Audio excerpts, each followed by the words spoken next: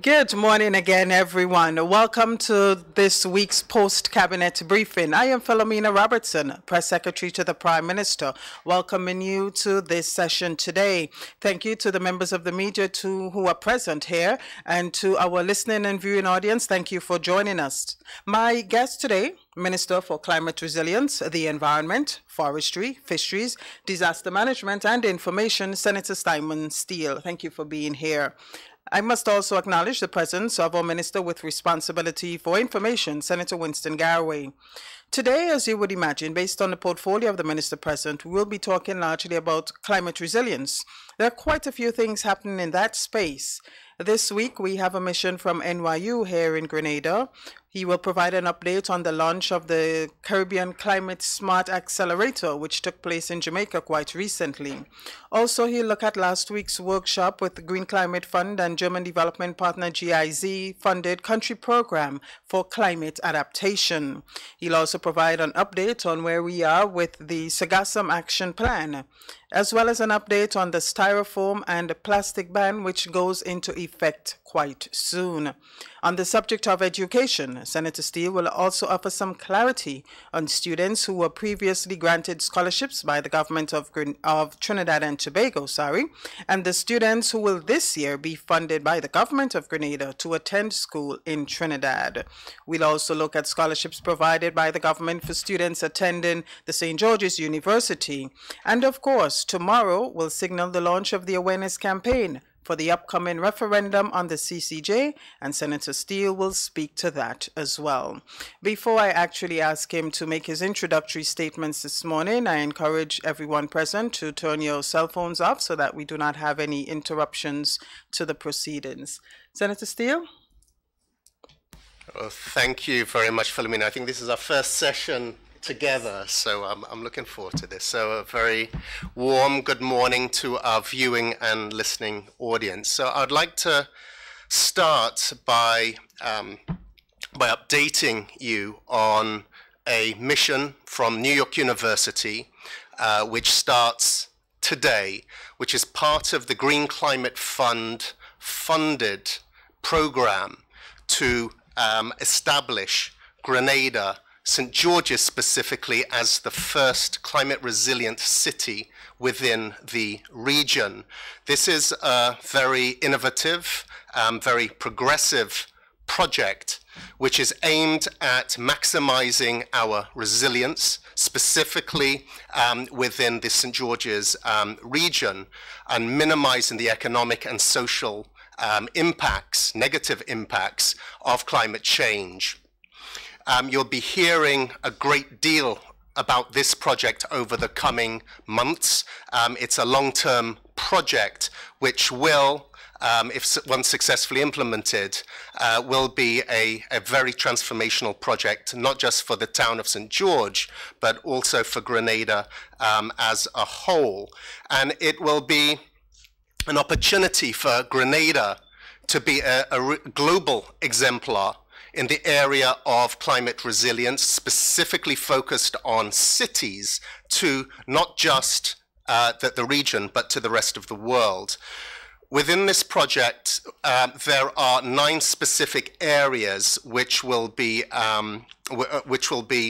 pulled out. The first is the carénage, a central feature, high tourism value, significant economic value as the center of our capital, but looking at how we can build greater resilience into the very vulnerable area around the carénage and enhancing economic opportunities for existing and potentially new businesses there.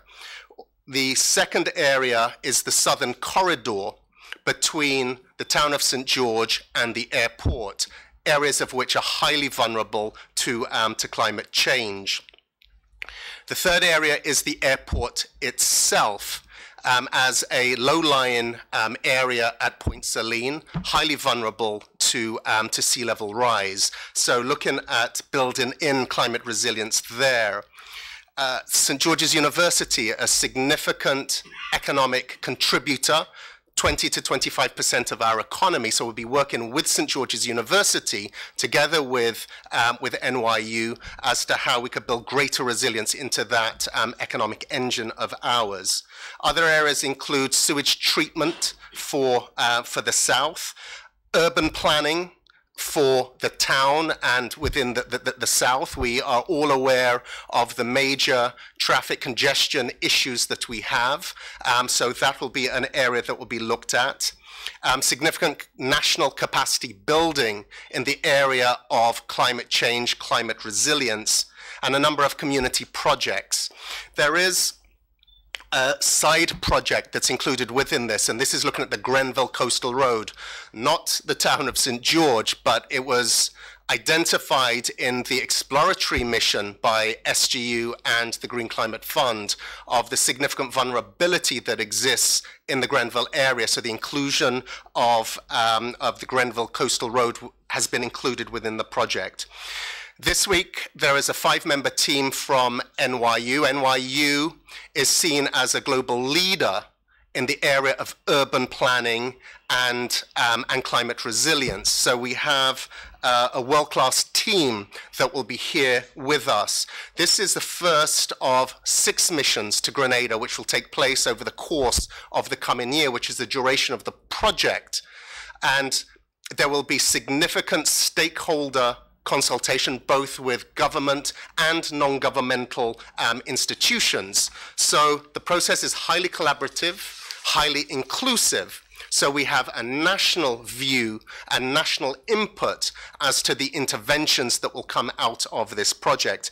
This is the pre-feasibility phase. What we will be looking at will be the development of 9 concrete concepts that can then move on to formal project preparation in seeking funding, not just from the Green Climate Fund, but from other funding agencies to fund these projects.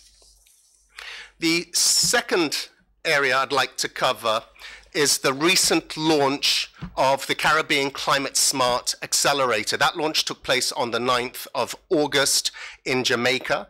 This is an important initiative that was spearheaded by Prime Minister Mitchell when he was chair of CARICOM, and it was in response to the devastation of last year's hurricanes Irma and Maria, and recognizing the need for us to speed up access to climate financing and climate action to build greater resilience within the region.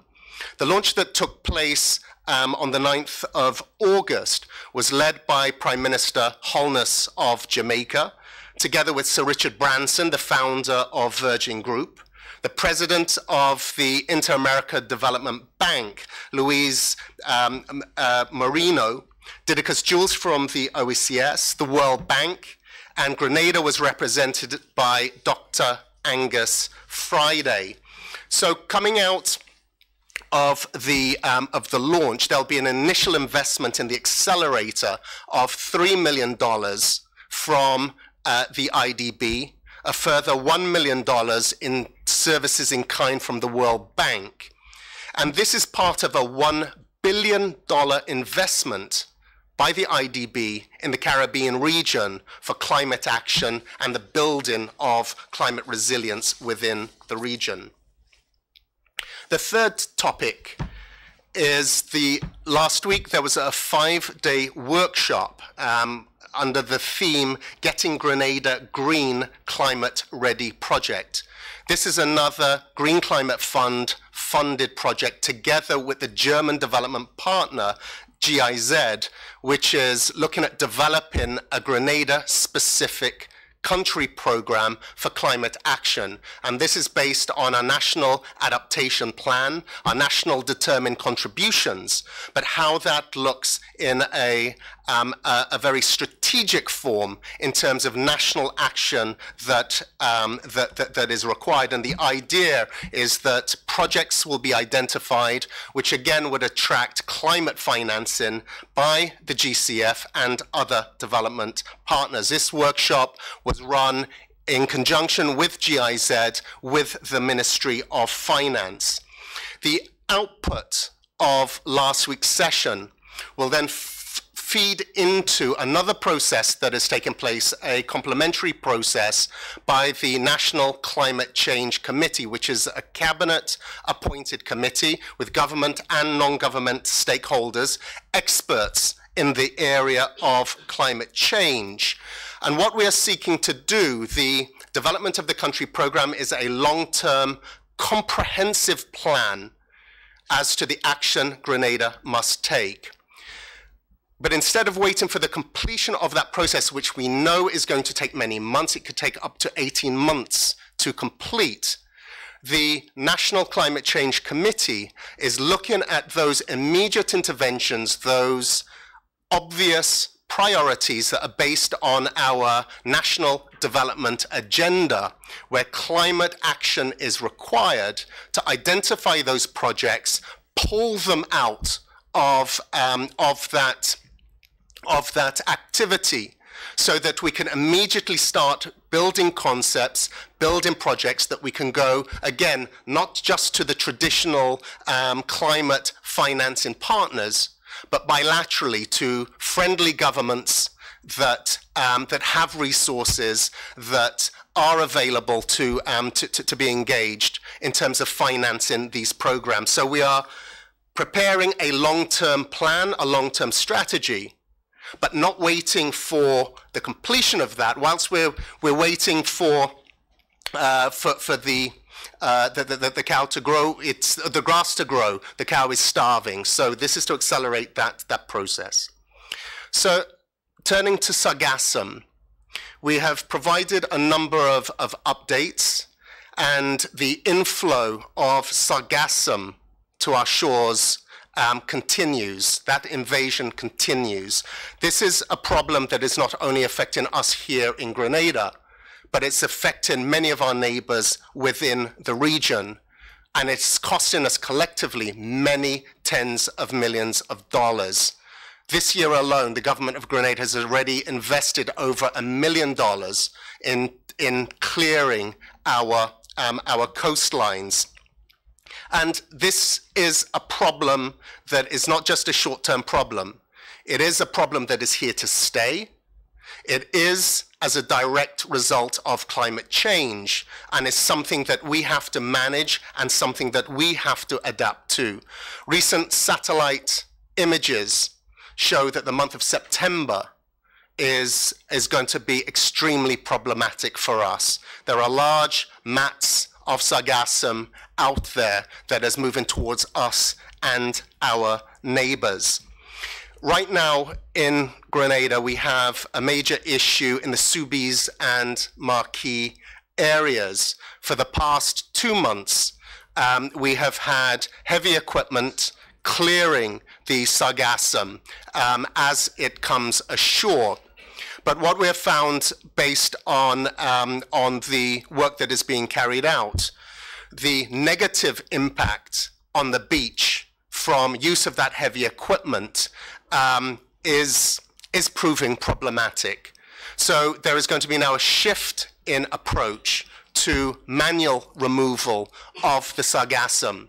And it's also recognizing, based on the sheer volume of sargassum that exists, the challenge is not to clear the bay. That is, at this time, physically impossible, but to target those specific areas along the bay that are causing the most problems, where the sargassum is decaying and generating noxious gases.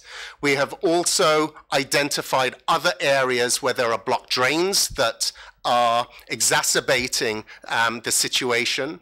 There is a pig farm close by, an effluent is running into the area, which is also causing a problem.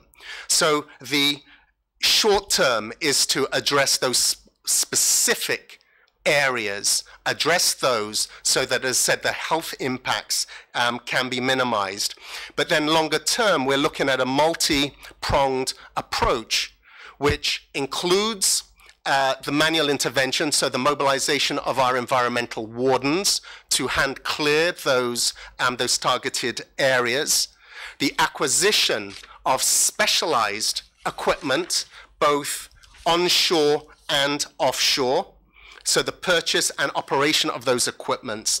And we're working with the OECS Secretariat, and we are in direct contact with both Martinique and St. Martin, who have well-proven methods in place to address their problems or to manage their problems.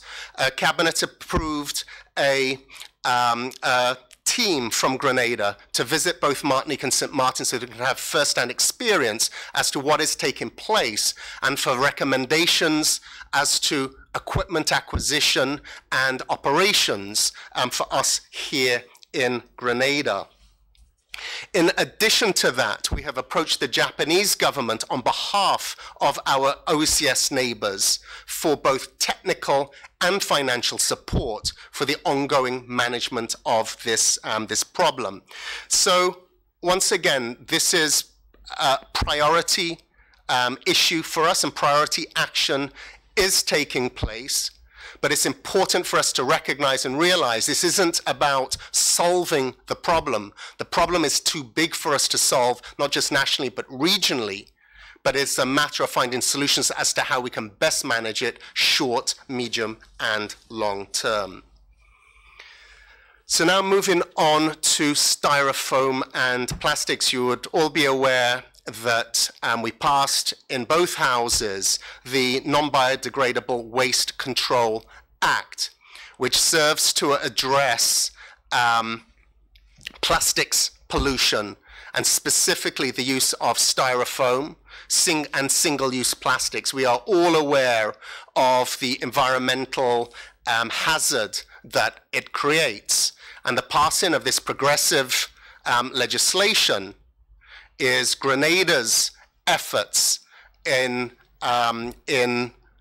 working with other international efforts to address the challenges of plastics pollution. So we have just signed the orders which bring into force the first two items to be banned. The first is styrofoam, and the second is single-use handled shopping bags. So for the importation of styrofoam, the ban comes into effect on the 1st of September, and the phasing out of styrofoam will take place over the course of the coming year, with the final final ban coming into effect. So that will be the sale of styrofoam with food items in it, which will be on the 1st of April 2019. So by April 2019, there should be no more styrofoam in the state of Grenada.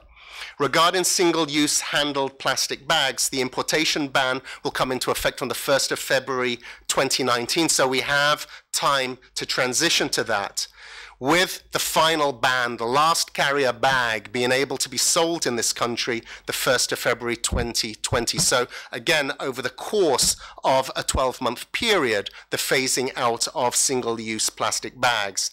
The order for other single-use plastics, whether it's cutlery, cups, plates, containers, etc., is due to come in force on the 1st of February 2019, but it will not be signed until further consultation has taken place with importers, with stakeholders. Some concerns have been raised over the timing. So further discussions are required before that order is signed. But again, we uphold our commitment to the banning of single-use plastics, but working with importers, with stakeholders, to ensure that the implementation of that and the economic impact of that is as seamless as possible. So now moving on to clarification for the Trinidad and Tobago scholarships, and just clarifying some points that were raised in last week's post-cabinet briefing. Trinidad and Tobago has withdrawn from its scholarship program, not just for Grenada, but all member countries who were part of that program. And that is due to some of the economic challenges Trinidad and Tobago currently faces. However, they are committed to continuing their support for all existing students within the program. So those awardees already in the program will continue to receive support from the government of Trinidad and Tobago. Specific to the 9 candidates that were selected for this year's program, then the government of Grenada will take up the responsibility at a cost of $310,000 for those 9 students, so that they can still have the benefit of those scholarships, not from the support from the Trinidad and Tobago government, but from the government of Grenada. I also wish to just spend a couple of minutes addressing a false perception with regard to scholarships from St. George's University. There is an agreement in place between the government of Grenada and St. George's University. And within that agreement, there are 2 portions. The first are government of Grenada wholly sponsored, 100% sponsored scholarships. And within that agreement, there's somewhere in the region of 80 to 90 students who benefit from that. So up to 90 students receiving 100% scholarship from the government of Grenada. In addition to that, somewhere in the region of 200 scholarships every year are issued directly through St. George's University for scholarships up to a value of 90% of tuition fees. A 90% scholarship anywhere else in the world would be considered virtually a full scholarship. Those scholarships are still funded by the government of Grenada. This is part of the concession package that the government of Grenada has negotiated with St. George's University. So these are revenues, foregoing revenues the government of Grenada would have normally collected from St. George's University, but have converted those into those 290% scholarships. And when we look at the value of it, the approximate value of the 80 to 90 scholarships, 100% government of Grenada scholarships, is somewhere in the region of $50 million. That is a direct expense to the government of Grenada. The 200 plus scholarships at 90% offered through St. George's University are valued somewhere in the region of $100 million per year. So that is a total of approximately $150 million per year that the government of Grenada invests in those scholarship programs, whether directly through St. George's University or directly through the government of Grenada. So this perception that a recipient of a 90% SGU scholarship is entitled to then seek additional support for the government of Grenada for the balance for that 10%, and that there is an entitlement there, is not correct. The government of Grenada has in place a needy assistance program where for the most needy of students, those who genuinely cannot contribute to that additional 10%, then there are funds, very limited funds available to provide support there, but for the most needy. It is anticipated that those persons, those families in receipt of the 90% scholarship should make their own efforts, their own sacrifices to find those additional sums. Again, in other parts of the world, if we study, we go away and study, we anticipate at the end when we graduate the students to be in many thousands of dollars of debt, which take years to recover.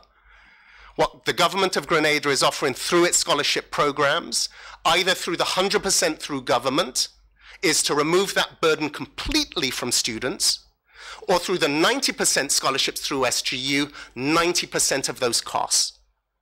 So what is being offered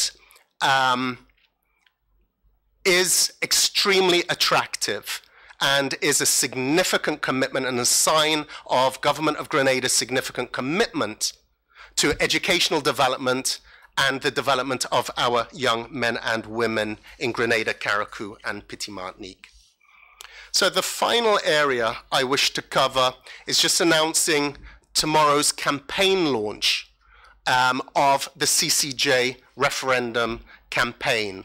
So it takes place tomorrow at 6 p.m. at the Trade Center. The keynote speaker will be the Prime Minister of Barbados, Prime Minister Mia Mottley. Prime Minister Mitchell will be given his address there, and other members of the CCJ Advisory Committee. And that advisory committee is multi-stakeholdered. There is representation within that advisory committee of both main political parties, government representation, representation from civil society, from the churches, the trade union movement, private sector, the legal profession, and so forth. So tomorrow's session will be chaired by Randall Robinson, the PRO of the National Democratic Congress. We expect a good turnout.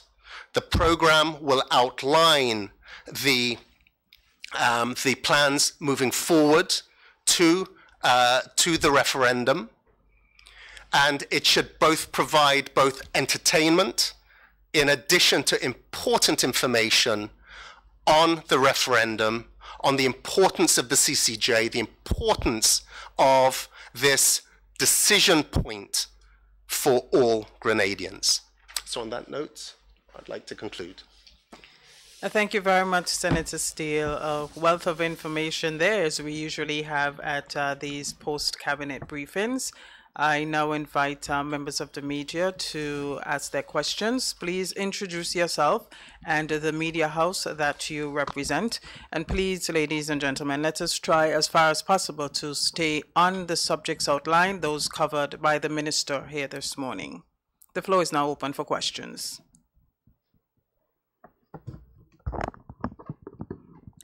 Good morning, Minister. Karima Lewis, the New Today newspaper.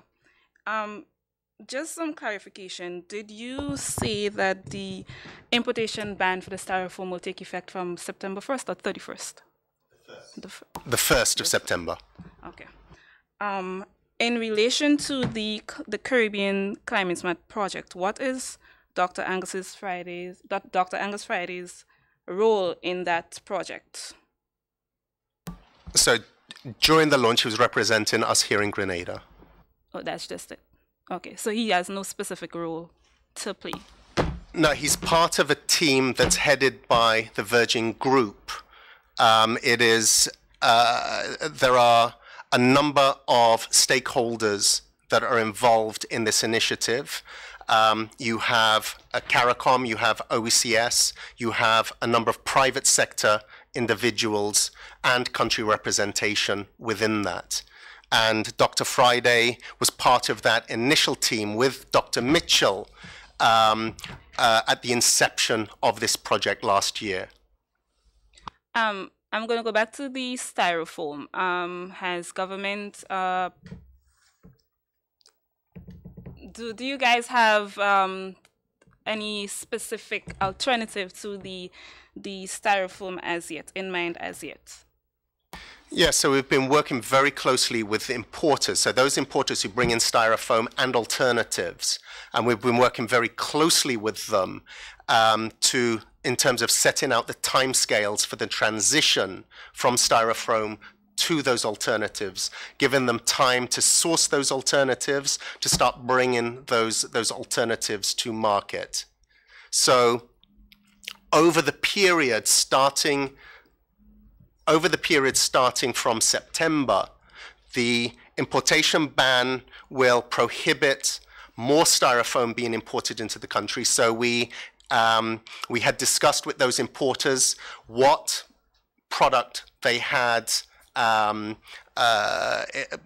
into the country, what was on order, what they have in terms of inventory, what they believe the consumption rate will be in terms of the sale of the existing styrofoam products so that they can be phased out. And then the introduction of alternatives. And what we have found is many restaurants, many stores have already transitioned to those alternatives. So the timelines that we're talking about, the importers were comfortable with it, government was comfortable with it. So we're able to set an aggressive agenda, but also being sensitive to the importers, to other stakeholders in terms of managing the economic impact of that transition. This alternative, would it come cheaper to restaurant owners, stakeholders in that business who use styrofoam as disposable containers? It's a well-known fact that styrofoam is the cheapest product available, and not just here in Grenada but internationally, and that is part of the problem because it's so cheap. The use of it globally has been so extensive. What hadn't been factored in is the environmental cost of that product and the health costs. There are health risks associated with the use of styrofoam for food handling purposes. So when we look at the cost, we have to look beyond just the physical cost of the alternative. We also have to look at the environmental cost of styrofoam, the health costs associated with it. So we need to look at that holistically.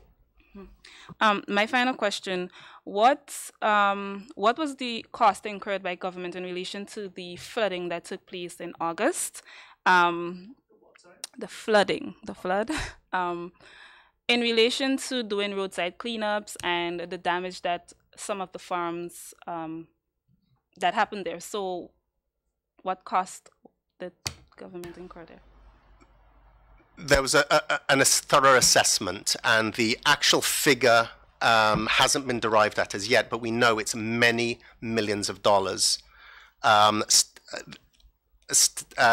Disaster status was established for St. George's and for St. David's, the two worst affected parishes, and international support is being looked at to help cover the recovery process from that damage. Also, with regard to the flooding, that would have triggered the Caribbean Catastrophe Risk Initiative. That's a regional-wide insurance that the government is paying for. So claims would have been submitted or are in the process of being submitted. So some of that cost would be covered by that. Thank you. Good morning, Blossom Alexis Wells, GBN. Just as a follow-up to Karima's question on the flooding, I wanted to ask as well. One of the concerns coming out from members of the public was that a lot of development is taking place on wetlands, specifically woodlands. I believe there's a development on a wetland in the south of the island, and that is affecting drainage when there's major flood. What's your take on that as Minister of Resilience?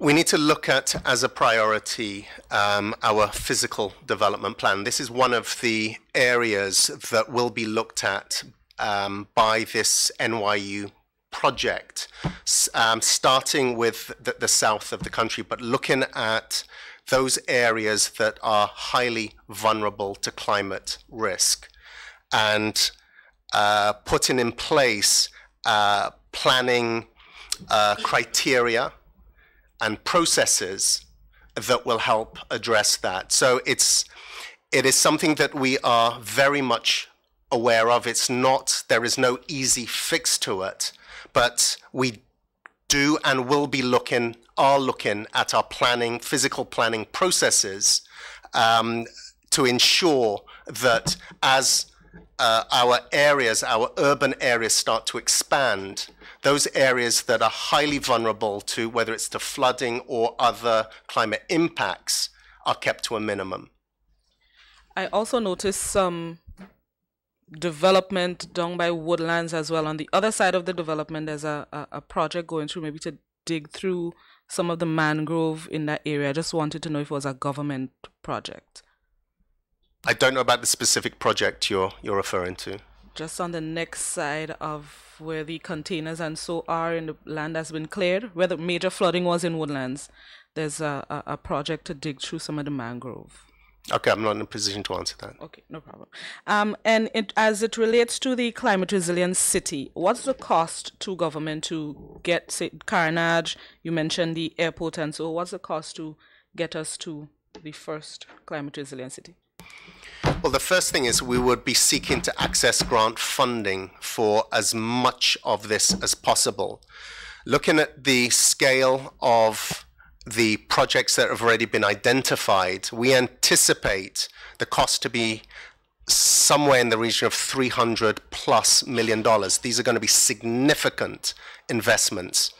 But working through the Green Climate Fund, and it's a Green Climate Fund funded initiative, would be to seek funding support through the Green Climate Fund, through others, to finance these projects. So it will not be a direct cost to government. We'll be seeking either, certainly as first preference, grant funding, and then soft loans, etc., if there are counterpart financing that's required.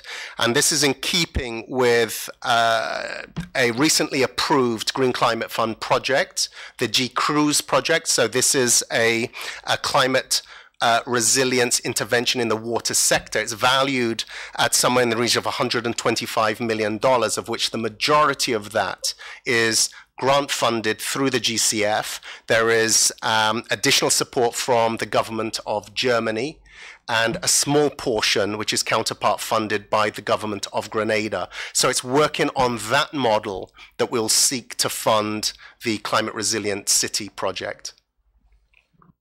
And my final question, as it relates to the styrofoam ban, are there plans for government to assist with getting rid of the styrofoam as the phase-out begins, and even when the deadline comes in 2019, any plans to get rid of what's still on shelves? Well, based on the time scales that have been put in place for the transition to zero styrofoam, it is calculated that there will be a natural consumption of what currently exists. So over the period between now and April of next year, that the wholesale, so the importers will deplete their inventory.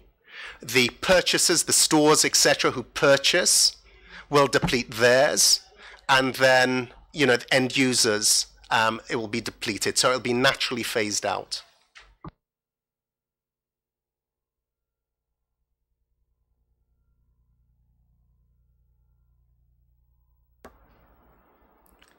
Do we have any additional questions? You've been very gentle on me. In relation to the sargassum, just for my edification, this is the longest period that we've had of its influx in Grenada, yes? That's right. Okay, I just wanted to clarify. And more is to come.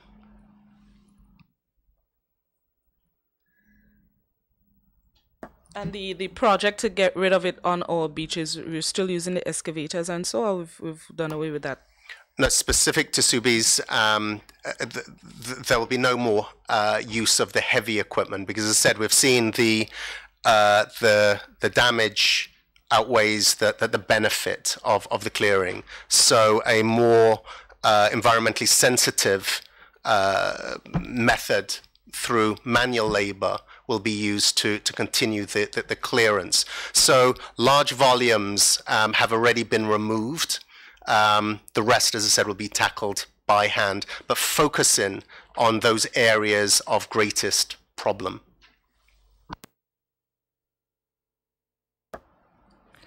Okay, if there are no further questions, Minister Steele, would there be any closing comments that you'd want to make? Maybe if you speak to some of the specific activities that the visiting mission will be engaged in here this week? I think this is an exciting time for Grenada. We recognize that there is a limited window of opportunity available to ourselves, to other small island developing states, to access climate financing. There's billions of dollars of resources that is out there. Grenada is positioning itself as a leader in terms of the of progressive interventions that will assist us to build greater resilience at a national level, and for us to ensure that we gain access to our fair share of the technical and financial resources that are out there. The success or the approval of the G-Cruise project, the water project, is a very clear example that Grenada has the expertise and the vision to access those significant resources, and we're seeking to replicate that in other areas. The Climate Resilient Cities project will be a world-class, world-leading project, and will be able to demonstrate, once again, Grenada's leadership in this area, and again, in terms of taking advantage of the resources that are available. So the mission that has taken place this week is the start of a very lengthy process, but it is a very, very good start. World-class team. There is a great vision behind it, and we know if we succeed, even if we achieve a fraction of the ambition that we have, we'll transform the town of St. George's. Thank you very much, Senator Steele. Now, we're well aware climate change, adaptation, climate resilience, not the sexiest of subjects, but it's something that we definitely have to consider looking forward, because we're already seeing, the many impacts, and the fact that Grenada is taking this leading role speaks volumes to us, not just in the region, but further afield, particularly with the potential creation of the first climate smart city. Well, that brings us to the end, a very early end to this week's post-cabinet briefing, but there was certainly a wealth of information that was generated here this morning. I'm seeing quite a few stories coming out of this, and I look forward to the coverage that will happen over the next couple of days. Remember that the CCJ launch of the awareness program, the campaign for the referendum, that takes place tomorrow. One and all invited, Grenada Trade Center at 6 p.m. Thank you again, Minister Steele, and thank you to the members of the media and to our listening and viewing audience. We'll see you again next week. Thank you so much for joining us.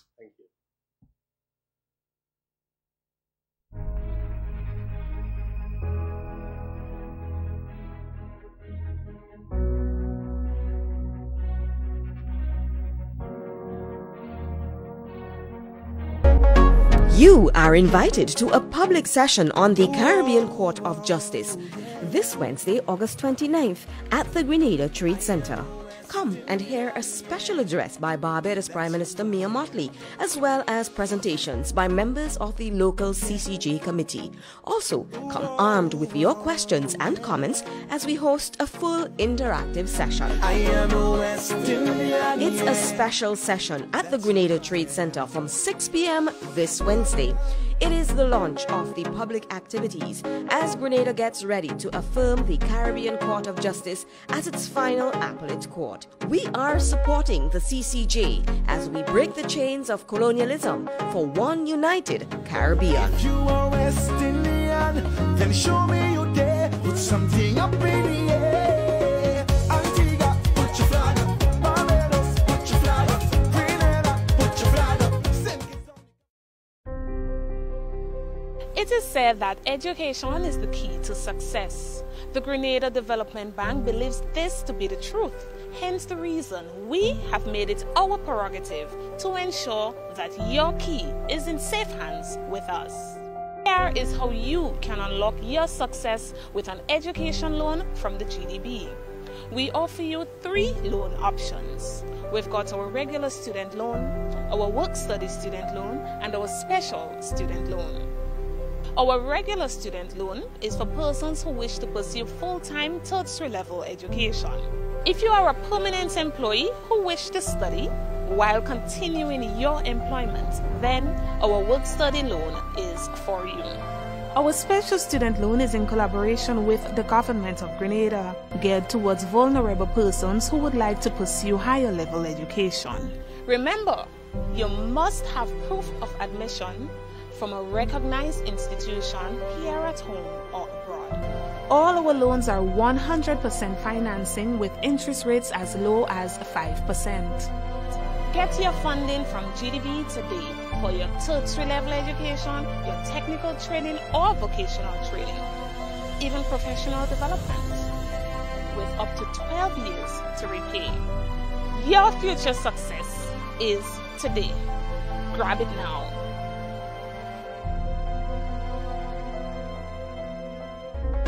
You are invited to a public session on the Caribbean Court of Justice this Wednesday, August 29th at the Grenada Trade Center. Come and hear a special address by Barbados Prime Minister Mia Mottley, as well as presentations by members of the local CCJ committee. Also, come armed with your questions and comments as we host a full interactive session. I am a West Indian. It's a special session at the Grenada Trade Center from 6 p.m. this Wednesday.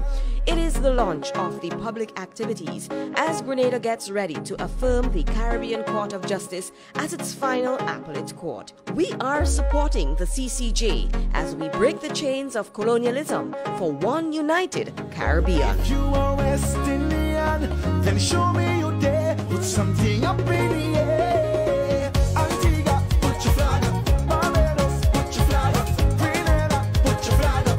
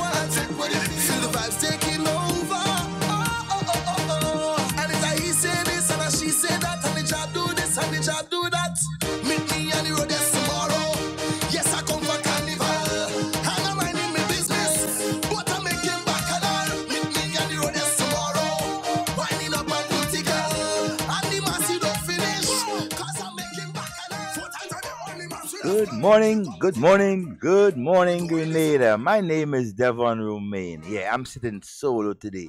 Myself and the technical man, Nazim. Yeah, Nazim Benjamin, not B, not Burke, but Nazim Benjamin. Yeah, good morning to all of you outside there, whether you're in Grenada, the beautiful Spice Island, and so, Carriacou, Petite Martinique, or beyond the Caribbean.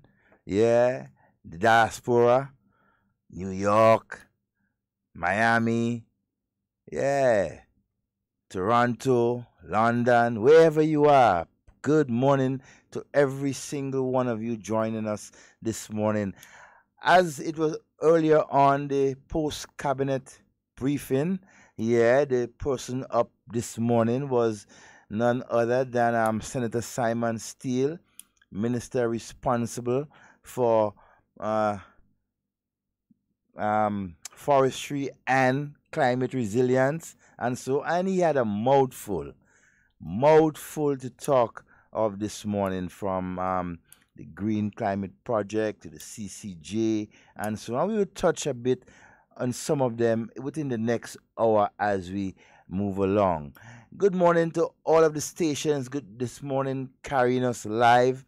97.5 City Song out there in River Road. Good morning to you, Django, and the entire staff. 89.5 CRFM up there in Monjaloo. Yeah, Campeche. Good morning to you, my friend. Yeah, and in Carriacou, 92.9. Yeah, Jack and the girls. All right, good morning to everyone on the beautiful isle of Carriacou and Petite Martinique. And out there in Brooklyn, We Vibes Radio, 94.9. Right here out there in Brooklyn. Wade, good morning to you, my friend.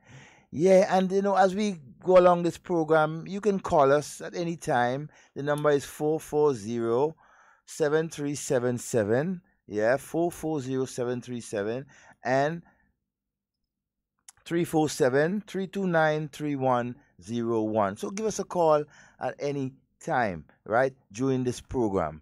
Yeah. Good morning to all of you on the live joining us. And so we have Lynette, Hannah, yeah, Donna, all of you. Good morning to you, and we hope you're having a wonderful, wonderful day. Good morning to all the entire members of the Royal Grenada Police Force. Good morning to all of you wherever you are on duty, off duty. But as a matter of fact, you guys never off duty, right? You serve and protect no matter where you are, in the homes, in the supermarkets, on the streets, wherever you are. Your duty is to serve and protect, and you have been doing an excellent job of it. Wherever you are, the different divisions, from the immigration to Coast Guard to CID, Rapid Response, SSU, you know, security, wherever you are, right? Hey, take a bow, continue to serve and protect, right? The hierarchy from the acting commissioner come right down, right? Good morning to all of you. Good morning to all our public workers, and so on the islands, and so our nurses, our doctors, our teachers. Good morning to you. A special good morning to all our teachers of the nation, preparing, yes, the final week, preparing to get back to the September opening of school, the 3rd of September. Yeah, most of you teachers are going through some orientation. Yeah, just, getting used to what is to be from September onwards. Yeah, sharpen up your skills. And so good morning to all of you. And hey, remember, the nation's children is in your hands, right? Educate them the best you can. They are depending on you. The parents are depending on you. Grenada is depending on you to ensure that our students are well-rounded, respected, educated, right? And well-mannered to face what is outside there within the next couple of years. And you teachers, I mean, you just cannot, I mean, it's so difficult. Your job is so unique. You spend most of the time with our children, even more than our of the parents, right? With the children. So you see how important your job is. Spending most of the day while the parents are out there working, they're at home, whatever they are doing, you are in the schools, right? From as early as 7 in the morning to as late as 6, 7 o'clock at night, attending to the nation's children. And that is so important, and we applaud you for that, right? That service that you are doing, I mean, it's so important that we want to make sure that you recognize that what you are doing, right? It's so great, so good, and we really want you to continue. And to those of us who do not appreciate our teachers, who have been doing an excellent job over the years in ensuring that, I mean, the person that you see out there that is educated, that is leading our country at this point in time, right? Those who are in different departments and so, they have been taught, and by teachers.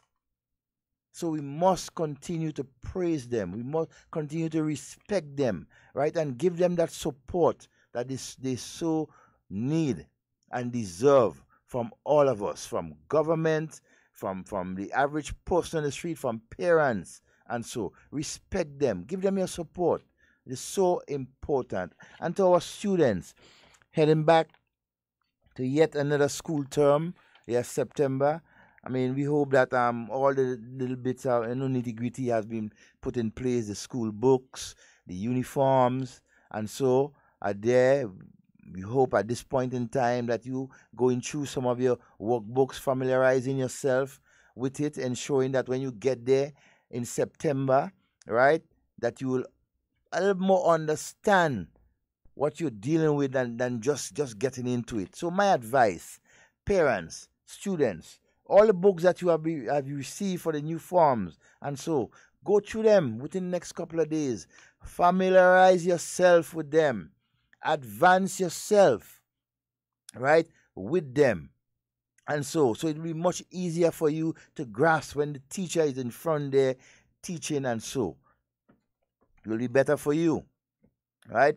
So to all those, right, who are there supporting, from the teachers, the parents, the students, the non-governmental organizations, and so supporting our schools, hey, we say hats off to you, right? The Ministry of Education, who have been setting the guidelines, right, from the minister, the PS, right, the chief education officer, the members of staff, the Ministry of Education. Take a bow. You have continued over the years, right, to have one important mission, right, the educating of our children. The nation is depending on you for that, right? So to all of you, this week is our final week home vacation, but use it wisely. Use it to sharpen up. Use it to ensure that everything is in place, right, for a successful school term coming up, starting the 3rd of September for most of the nation's schools, right? And so, good morning to all our bus drivers and conductors plying the nation roads in the bus terminus. And so, good morning to all of you. Hey, good morning to you, Sonia, and Doris, and Donna, wherever you are. Good morning to you. And so, it's a special Grenadian morning, a little bit overcast this morning, some nice showers of blessings, and so in Spice Country, right? And Grenada continues to move, development. In this morning's press conference, post-cabinet press conference, you heard the minister talk about a number of things. One of the things I sort of want to zero in on is the whole idea of a green Grenada. I mean, it's climate resilience, and so we are preparing ourselves. We are putting measures in place to ensure that Grenada does not get left behind. Right, Minister Steele has outlined a number of initiatives, right, spearheaded by government, right, in association and in partners with, international organizations and governments, including Germany, and so to enhance the green cities, right, in Grenada, right, to bring us closer to a green economy. And so, and it must be applauded. And so, because with that, we will realize a much cleaner, a much more tolerant society and environment to live in.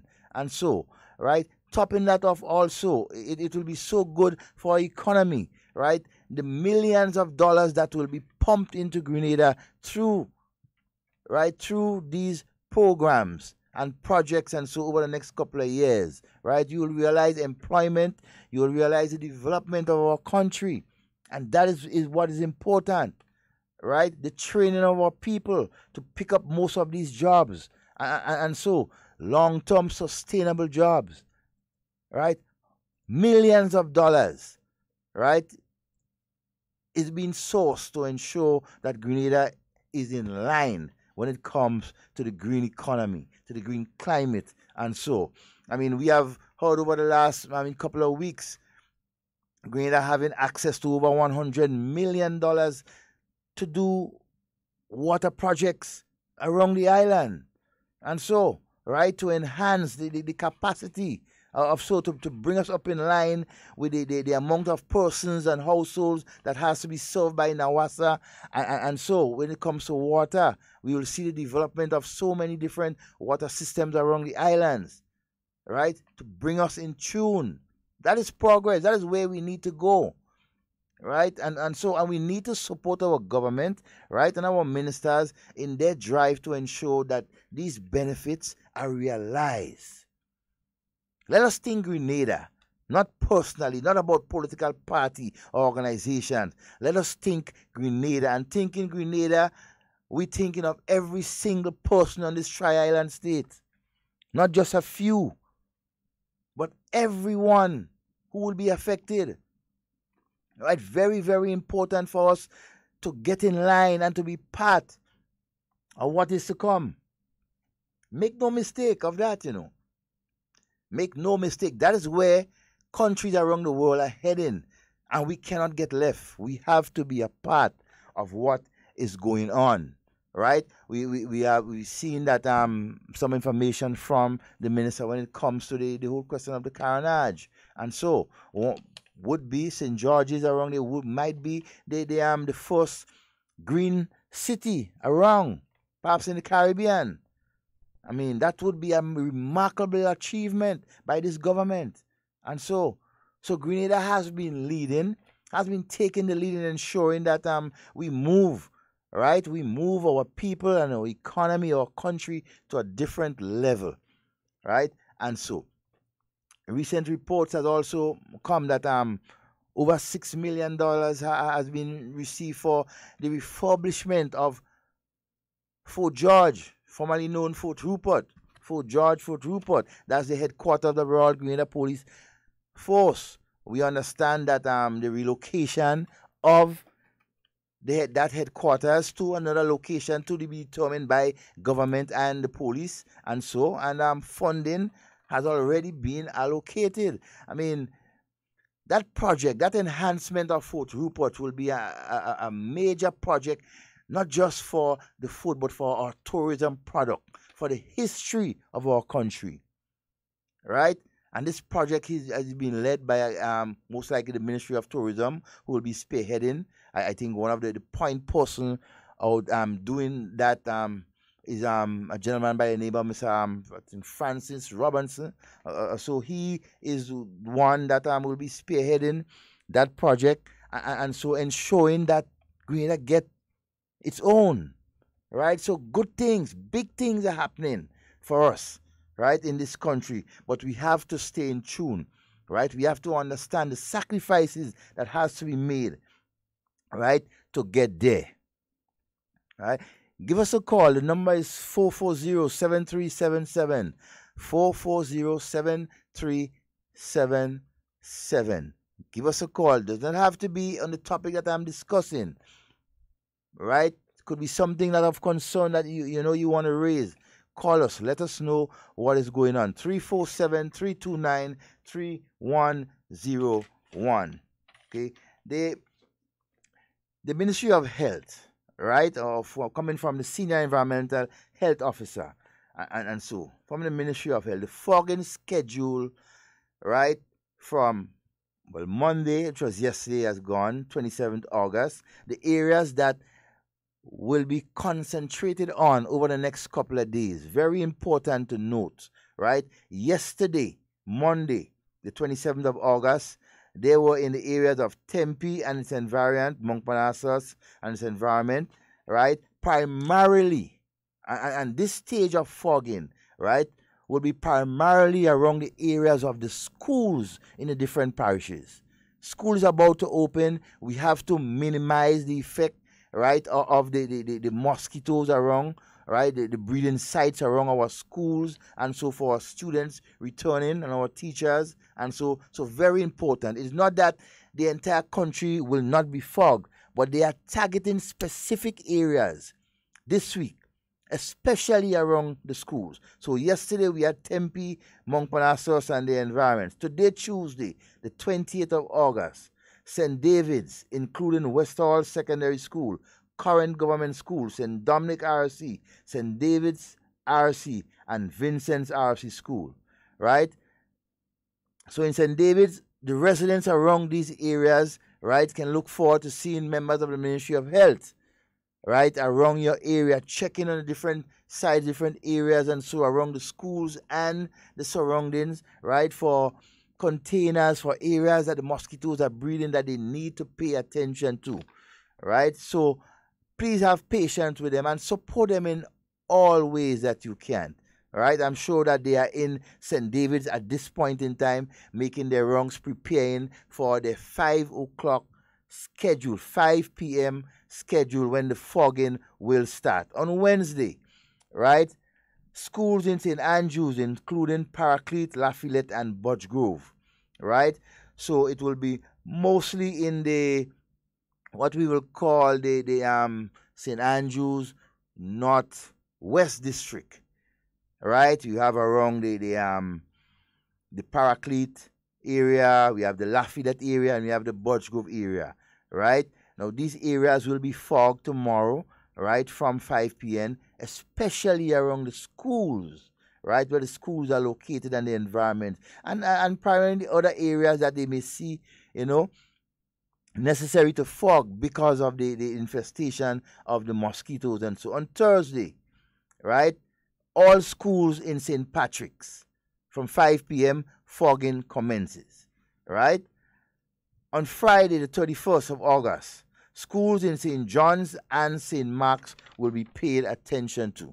So then we had a full schedule of the week, right, where our environmental officers, the fogging team, right, other members of the health team going out in the different areas of our country and showing, right, that the mosquitoes and other airborne, insects, and so that create havoc around our area is being put under control, especially the mosquitoes, right? The Aedes aegypti mosquito, the ones that basically, transmit the disease, the dengue, and so very important. We don't want to have an outbreak in our country, right, of these diseases. Yes, these diseases are always there, right? But we have been constantly keeping them under control over the years based on the brilliant, excellent work done by the members in the Ministry of Health, right? The health team going out there and paying attention to the different environments and so, right? So we must give them our support them, ensure that they continue to do a wonderful job, right, when it comes to health in controlling the population of these flying insects. And so there you had it, the entire week schedule, right, for the Ministry of Health team. And so just to recap that one more time, all right, today, right? Okay, we got a call. Good morning and welcome. Yeah, good morning, Devon. Good morning, my friend. Devon, how are you? Not too bad, How are everything? Everything okay? Well, for the time being, hanging in there, Devon, I solo. want to say the teachers of our nation, they are doing a very excellent job with the students, right? They are doing a very good job. And I could say the teachers, they are not doing that job because of the money. They are doing it because they care and they love the student, right? And Brother Devon, I want to say to the student, respect the teachers. The teachers are there to help you, to educate you, and to shape you as a better person in society. I want you to respect the teachers, respect authority. You know, some children, they fail in whatever they're doing because of lack of respect. Respect is important in everything that anybody has to do. And as to students, as you return back to school, show the respect to the teachers and to senior citizens, right? Because the teacher cares about you. They could have leave the teaching and go and do work where in the ministry, but because they want to shape you, the young people, mind and make you a better student in society. That is why they take up that role to educate you. They are educated. They come like the next mother to you because sometimes not time, but children leave home 8 o'clock and they come back home at 2, 3 o'clock in the evening. The teacher comes as a mother, right? And I want to say to every student, they should know the purpose, why they enter into a learning institution. The purpose they enter into a learning institution is to educate themselves and make them a better person in society. You are not entered there to get trouble and to get trouble, bring shame upon the institution that you enter in. So students, as you return back to school, show respect to the teachers, and you could raise the school that you're going to, if you're raising those. Because when you do something to the school, when you do something as a student of that school, you bring shame to the school. So children, and I want to say to parents, the time children come home, you might see something, and you might take it and go in school and want to get them with the teachers. Right? You try to report something, go to find out the truth of what is happening. And as a child, I'll say again, Devon, a child has two parents, not only a mother. And I call upon fathers, go to PT meeting, not only the mother, Because sometimes the mother may be working and the father is home. I know the father will want to go to the PTA meeting to know what is going on with the child. So fathers, I want to play a greater role in your children education. In PTA meeting, go out in PTA meeting to know what is going on with the child. If you say you love a child, not only by the books, I don't care about them, what is going on in school, but you should also pay the care to what is going on in your child life at the school. But Devon, you have a wonderful day. God bless you all. All right, my friend, you have a wonderful day yourself. And so, yes, good morning to all of you who have just joined us on the live. And so, yeah, Bola, good morning to you, my friend.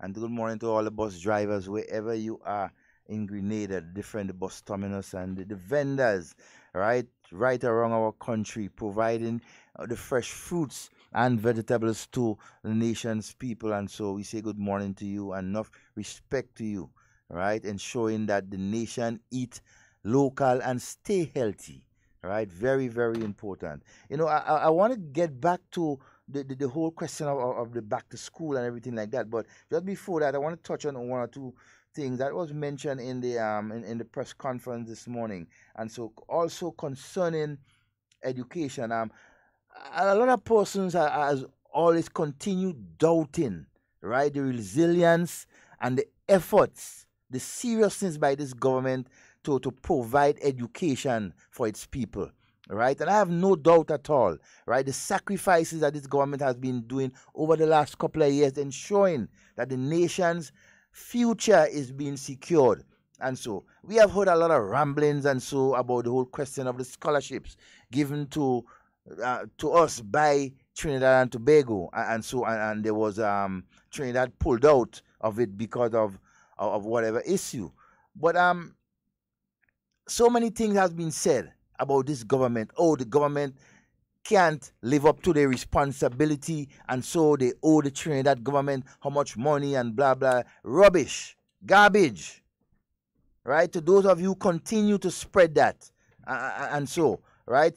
If you understand and if you gather your information, you will understand, as Senator Steele rightly said this morning, it's not an issue only for Grenada. Because of the financial restructuring and so that is going on within the country of Trinidad, they have seen it fit to discontinue, right, providing scholarships to a number of students around the Caribbean, not just Grenada, right? They have to take care of what they have to take care of, right? Things will happen and we have to face it. And so they have given a commitment, right, that those who has already been within the whole system like a year or two before, they will continue. But as for new students or so, right, the governments will have to take up the responsibility in financing these programs. That is what has to be done. Good morning and welcome. Hello, good morning.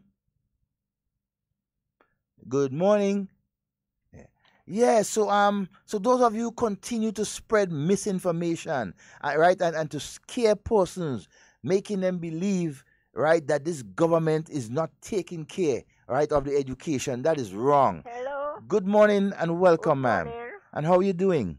I'm fine.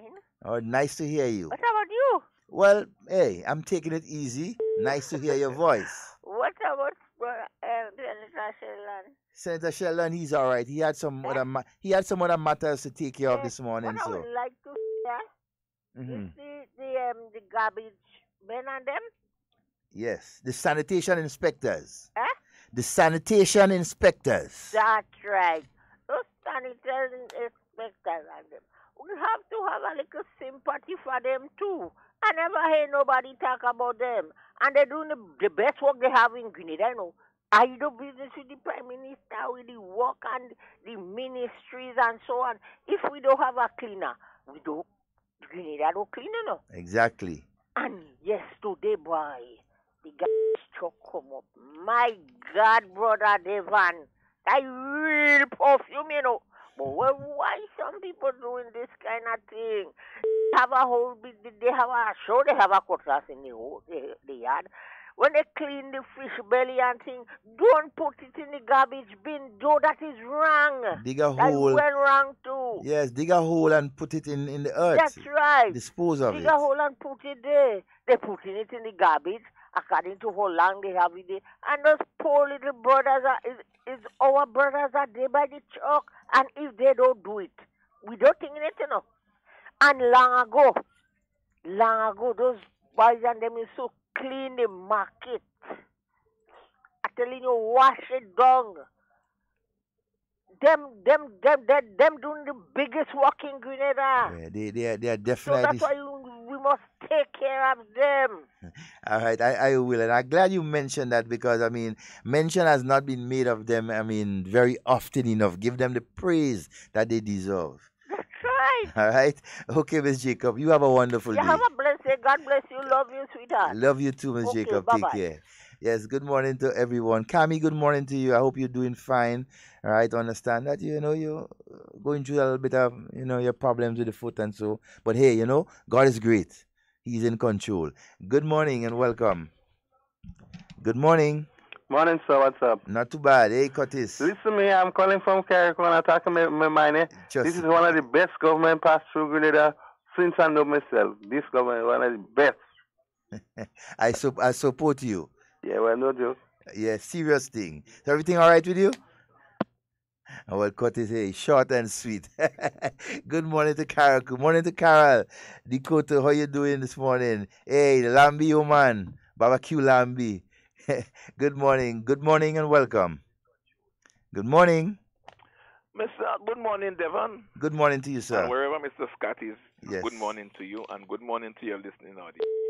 Now, Devon, I respect people's right to criticize this government, but not with lies and misinformation with the intention to mislead. It's not good, Sorry. Listen, there are more than enough criticism you can put at the doorstep of this government. I agree. But let us not mislead people intentionally. We know for a fact that the Prime Minister's son is not getting $20,000 a month. I mean, why are we still going to throw this thing out there, hoping that part of it sticks to the dirt sticks to the wall? We know that. Now, we know school is going to reopen next Monday. And I hope that those who are responsible for making sure that people's salary, wages, and whatever it is gets to the treasury and gets to the bank on time, I hope they are making every effort, Mr. Romain, to ensure that people get what they're supposed to get in a timely manner. I must make that, I want to put that out there. Now, I tuned in to you late. I did not hear the press conference because, Mr. Romain, I was listening to the Constitution guru, Dr. Francis Alexis. He was dropping it like it's hot and WFM with Mikey Hutchinson. Wow. And Mikey asked a question that was quite relevant, you understand, to all what the issues that will affect us. Now, let me wrap up here, brother. There is no question Grenada have regained its foothold as a leading island in our neck of the woods. That have materialized, Mr. Romain, as a result of the prudent management of this government and the necessary measures that was put in place to ensure our economic growth and financial stability. So, after all has been said and done, Grenada is in good hands with a good team of persons under the leadership of Dr. Kit Mitchell. While the naysayers keep standing, the progressive forces of this country are saying, let's keep moving. Gentlemen, have a pleasant day. All right, my friend. Have a wonderful day. Nice for your contribution. Yeah, and it's so important, to debunk so many foolishness that is being said out there, right, about what is going on in government. I mean, the whole issue of the prime minister's son receiving some $20,000 a month, and so big lie.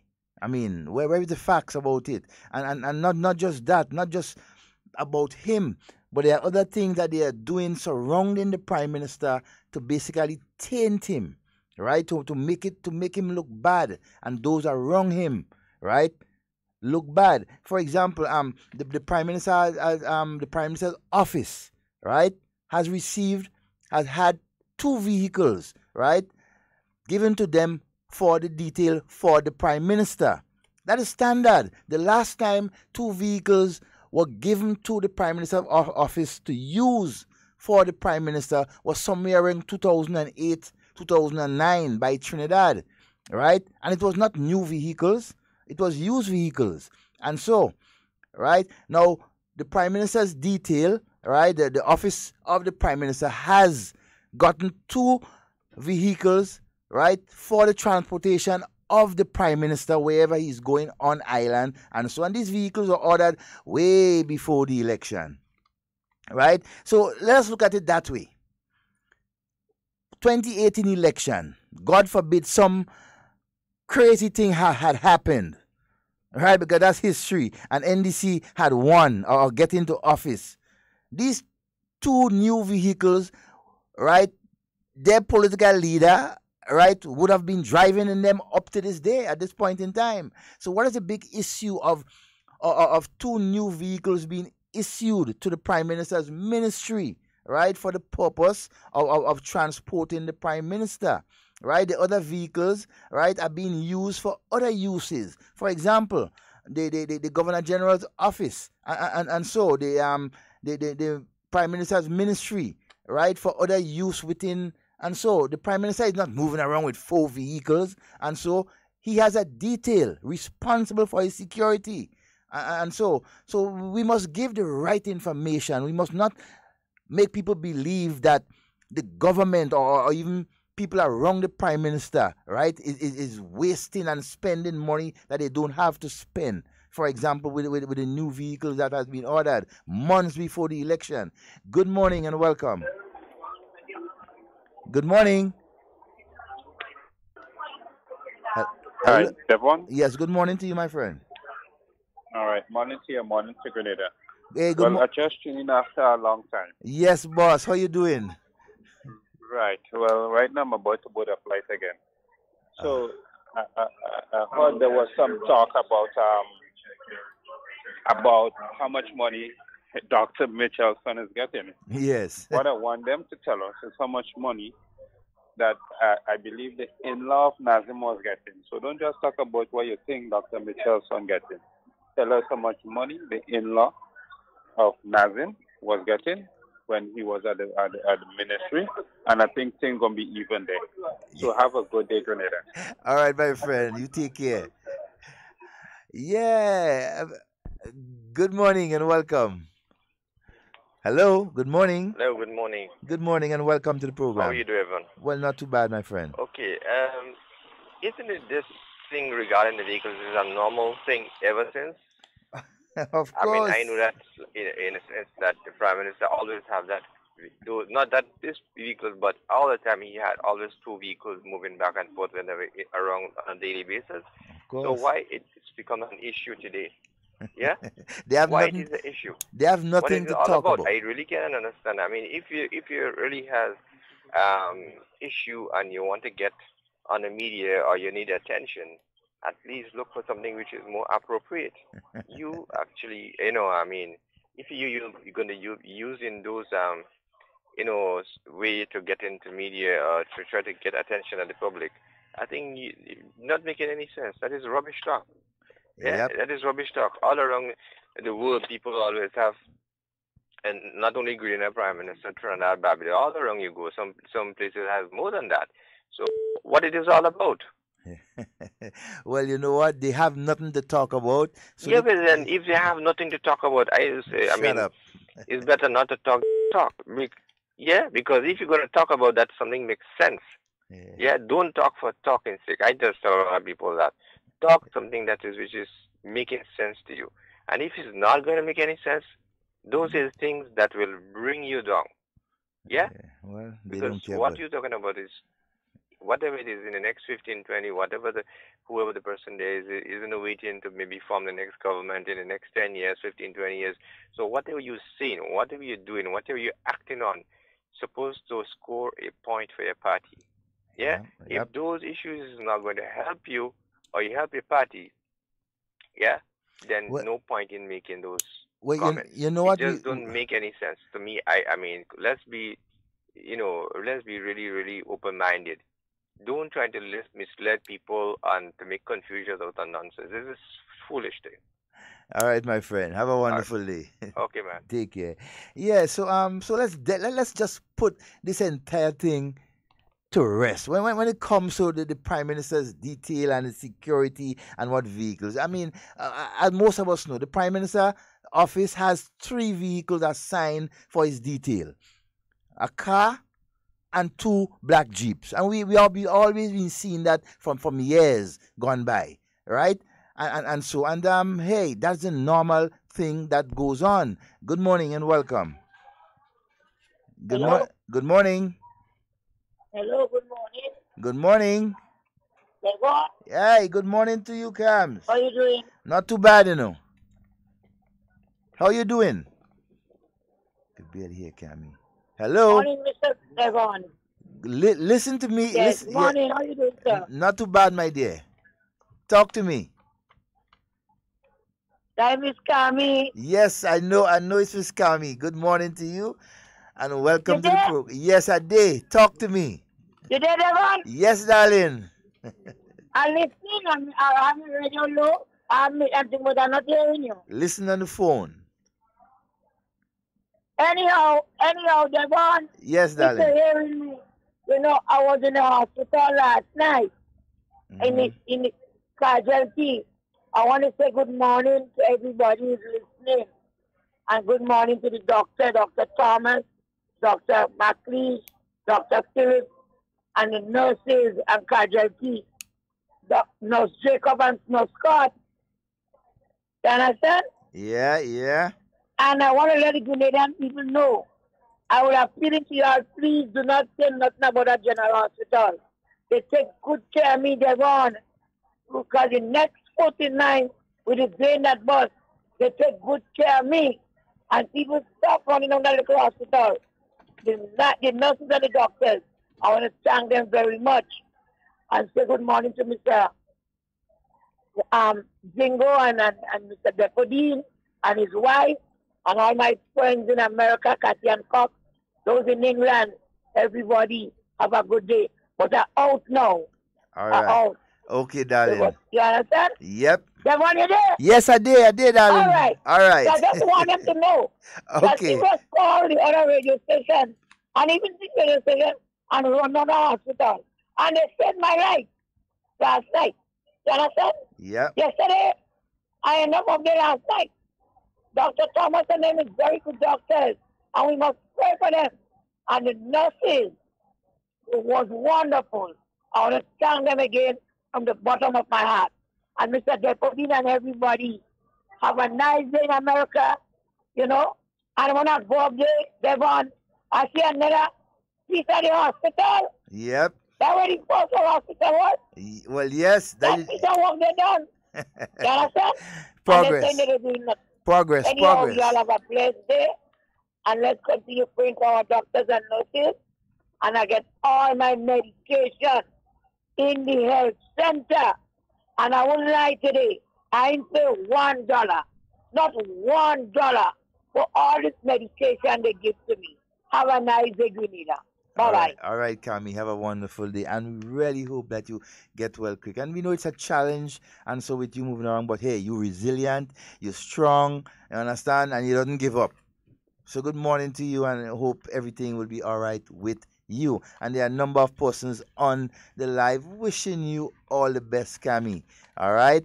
So, hey, just get well quick and take good care of yourself. And good morning again to all our nurses and doctors from the General Hospital, Princess Alice, Princess Royal, the different medical stations around the island, and ensuring that primary health care is afforded to every single Grenadian.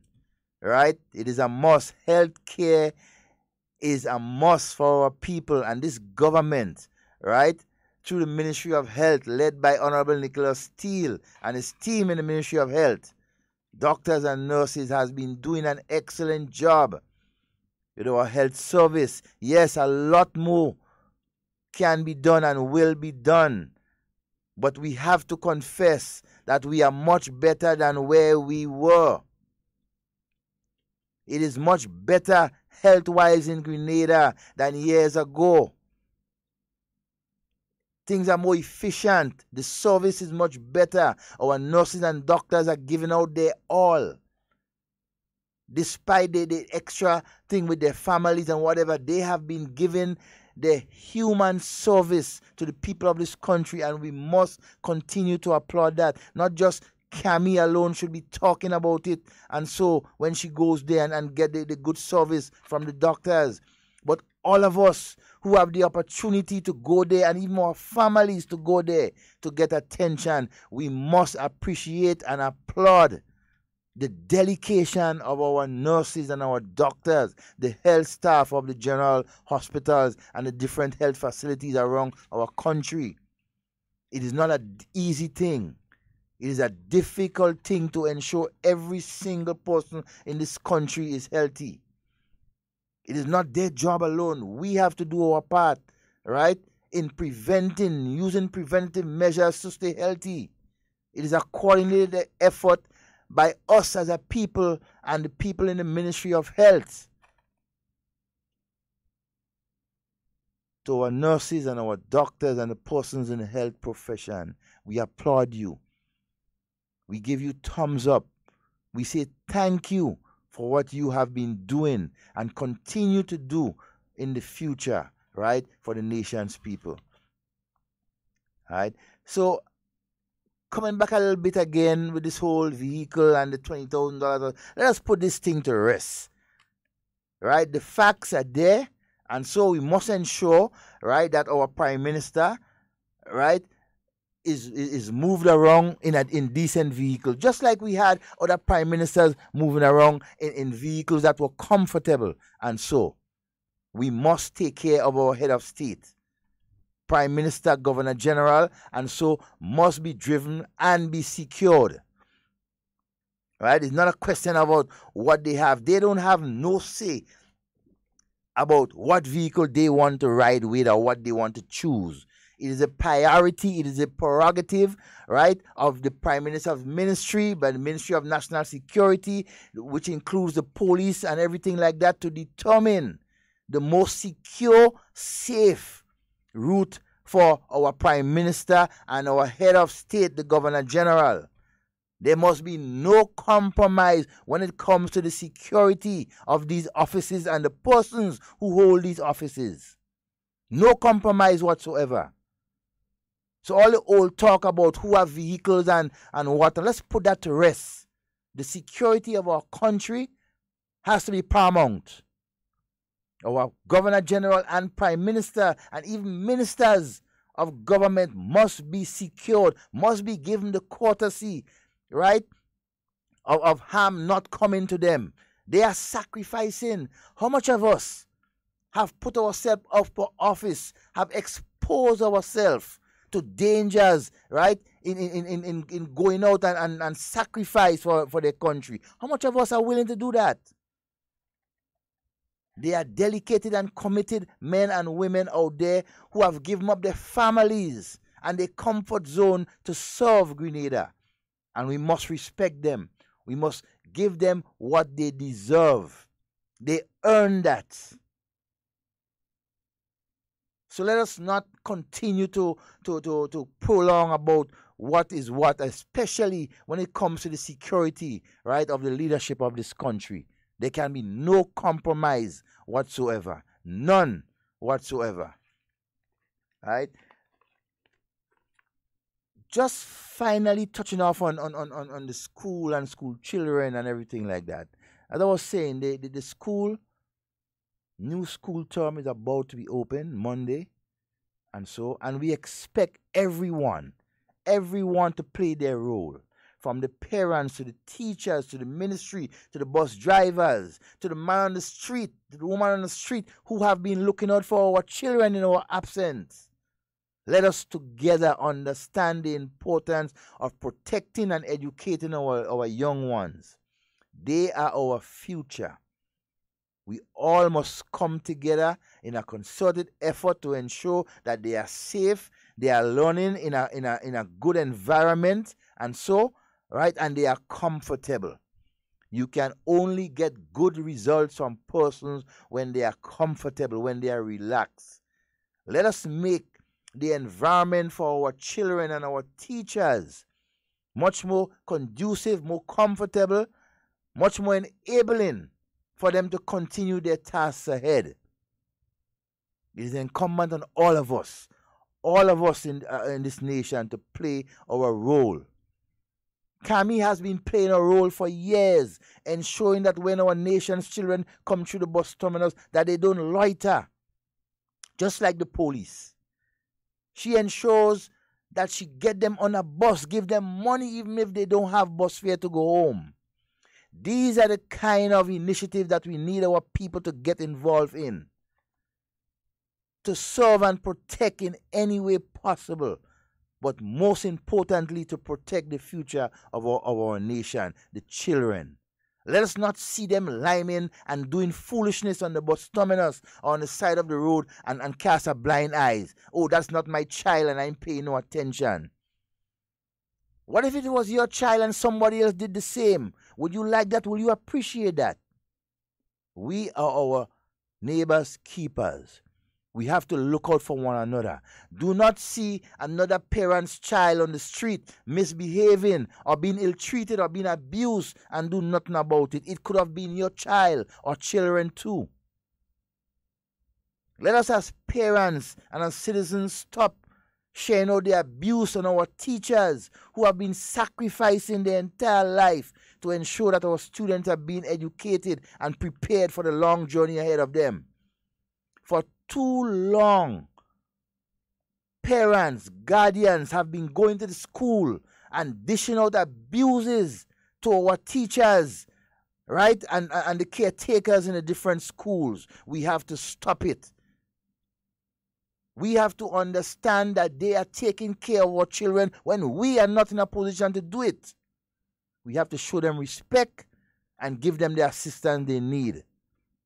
It is about time as a people that we share the responsibility of ensuring that Grenada move forward in all ways. Education is so important to this nation that we must be mindful of the principal persons involved in ensuring that this thing is a success. The Ministry of Education has their role through government. The principals and teachers of the schools and those who are running the different schools in our island, their role is so important in terms of preparing. The parents in ensuring that our children get there to school in the best possible way, well dressed. You understand? And so they have their books and everything needed for learning. And to you, the students of our nation, you have been given an opportunity to educate yourself, to be something that we all want you to be. Successful citizens of this country, citizens that can take Grenada from where it is now and bring it forward. We have to understand the importance of all of us. Together we can make it happen. We can make Grenada a much better place to live, right, and to serve. Make no mistake about that. So my appeal to everyone, In this final week and in the continuing couple of weeks, let us give support to our schools, the Ministry of Education, our principals and teachers, and most importantly, a good learning environment for our children.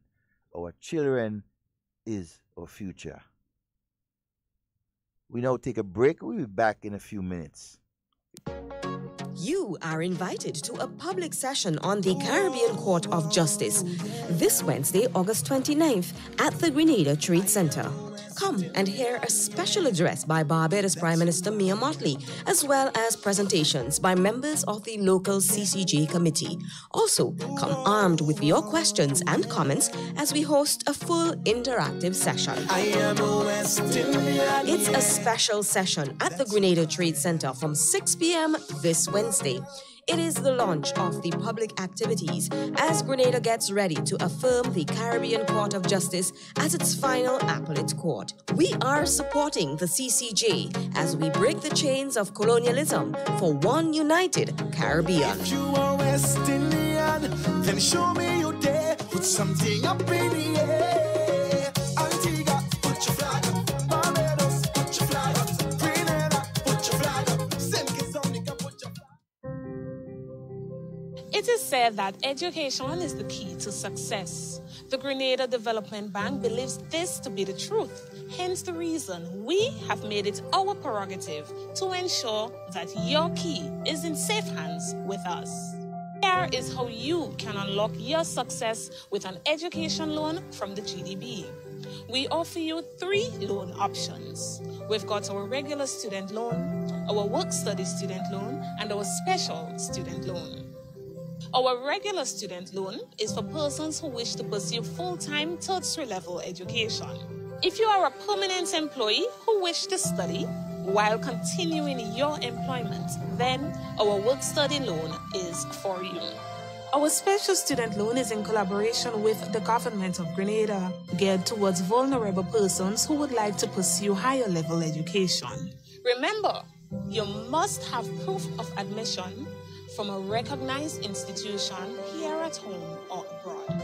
All our loans are 100% financing with interest rates as low as 5%. Get your funding from GDB today for your tertiary level education, your technical training or vocational training, even professional development, with up to 12 years to repay.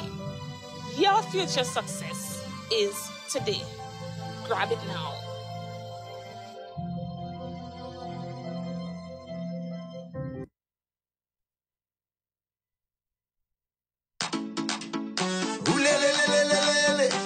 It's that time again for partying. Start the thing to give me the We dashing it up, man. Yeah, the reigning groovy monarch of Grenada 3 times. Dash. Yeah, so we back here for our last final 15 minutes of this program and so on. We just shift gears a little bit to a very important issue that most of us must pay attention to, the whole question of the CCJ. Let's make no mistake about that. It is very important for the future of our country, right? The legal ramification for this country not heading to the CCJ in the very near future is grave, it's serious. We must not take this thing and make it a joke. And for all those of you who continue to spread false information and not guide our people properly as to what must be done and where they should, focus their attention when it comes to the CCJ. Shame on you guys, right? Stop halfway supporting and support what you know is right, what you know is correct, what you know is possible and feasible for the Grenadian people. Stop being selfish.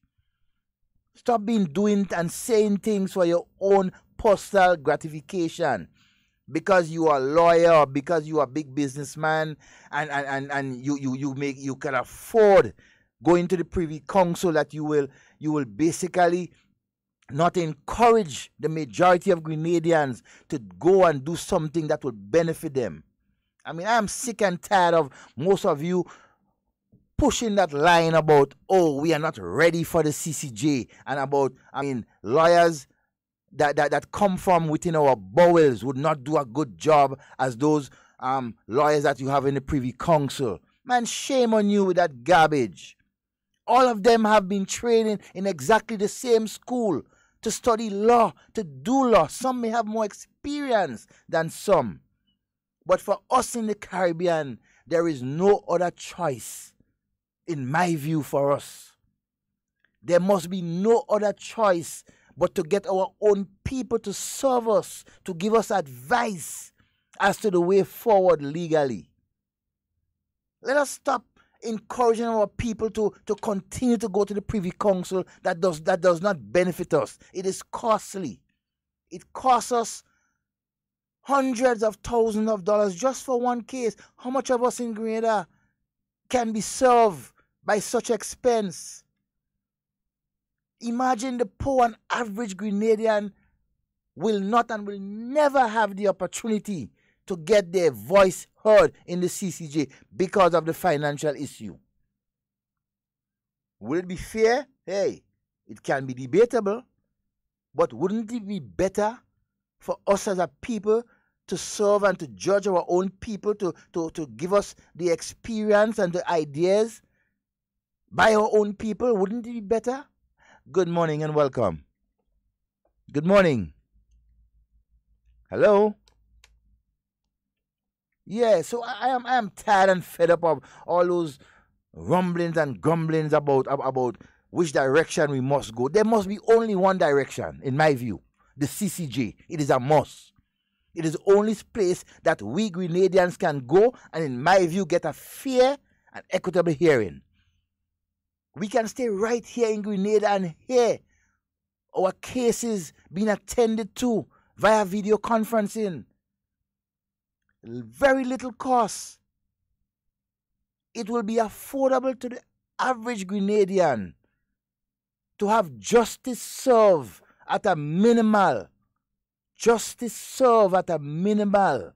You understand? It can happen and it will happen.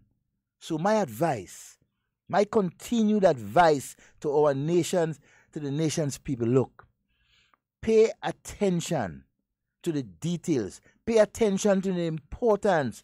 What will the CCJ serve? What will it give you? What will it bring to you? How can it be best? How can it best serve you as a people? What are the benefits that you can get? Let us look at the pros and the cons. Let us look at what, you can do it for yourself. Tell us about it and just do it, 4 good things about the Privy Council that will benefit you and 4 good things that will benefit you from the CCJ. Weigh them together. Weigh them together and you would see which one, right, that is appealing to you right in your face. Grenadians, it is about time that we as a people continue to share and to give correct information, to help guide our people, right, to make right decisions. The CCJ should and would be our final court of appellant. Dr. Francis Alexis, Ruggles Ferguson's, experienced lawyers has explained to you the ramification, the good that it has going to the CCJ, the benefits that Grenadians can derive from going to the CCJ. And that is what we want. We want something that can serve us in the most easy and beneficial way. And the CCJ is the one to do it. Tomorrow, Wednesday, right, at the Trade Center, 6 p.m., come out in your numbers, right, and hear speeches by the different legal luminaries, and so including the featured speaker, Prime Minister Mia Amor Motley from Barbados, who have just completed a 30-0 zip victory against the opposition, the said opposition who wanted to pull Barbados out of the CCJ. But the people of Barbados answered him and said, no, we cannot allow you to go this direction, to take away something from us that is beneficial. So you'll have Prime Minister Mia Amor Motley giving the feature address tomorrow at the Trade Center, right? concerning the CCJ, where we go from here with the CCJ. Prime Minister Dr. Keith Mitchell will be also there together with other legal luminaries to explain, to give you more information, right, as to the importance of the CCJ. Grenada is in a good place at this point in time, economically, socially, and so politically. We have stable governments, we have stable leadership, and so we are in a good place. Let us ensure that the legal tooth in our country is sharpened. Let us ensure that every single Grenadian is represented legally, fairly, wherever you go within the Caribbean. There must be no mistake of that. This is something that all of us must think of hardly. And over the next couple of months, right, as the CCJ team moves around the island, sharing information, giving information, trying to help educate our people much more of the process, I urge every single Grenadian to pay attention.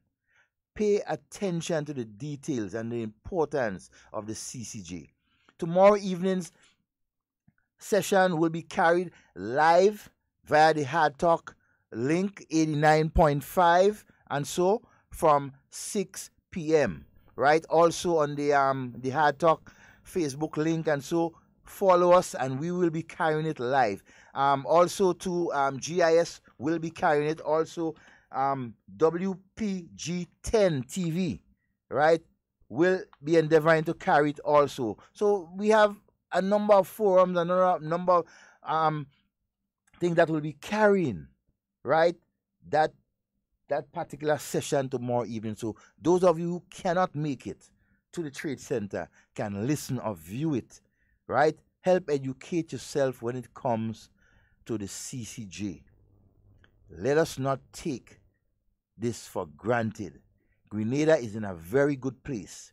Let us ensure that legally we can protect the gains, right, that we have got over the last couple of years. Let us ensure that our people are more protected legally wherever they go.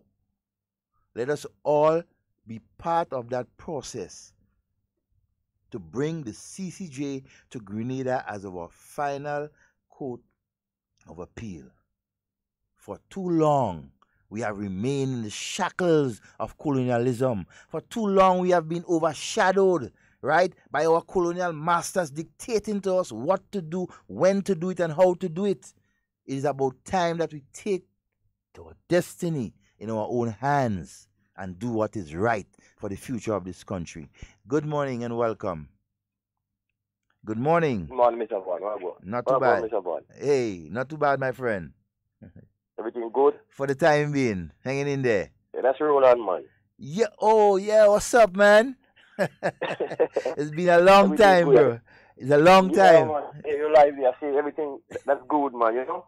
Yes, man. Enough respect. How is the family? Yeah, man. Yes, sir. How is the family? Everybody good, man. Everybody good, you know. Right. Love to hear that, man. Enough yes, respect. So yo, when you coming home, man? Probably sometime next month, you know. All right. Well, yo, make sure as soon as you get here, man, touch base with me. All right? Yeah, of course, you know that. Of course. Yeah, let Antonia and Sheldon find me. All right? Yes, man. Of course. Yes, man. You know that for sure. All right. Enough respect and nice hearing from you. All right. Respect. We go link up. All right. Take care. All right. Bless. All right. Yeah. Yeah, Roland, man. Nice to hear from you, man. Yeah, that's my brother. Brother in a different life, you know. Yeah, so hey, as we wind down today's program, fellow Grenadians, right? Tomorrow evening is the beginning of a process that we must take very seriously.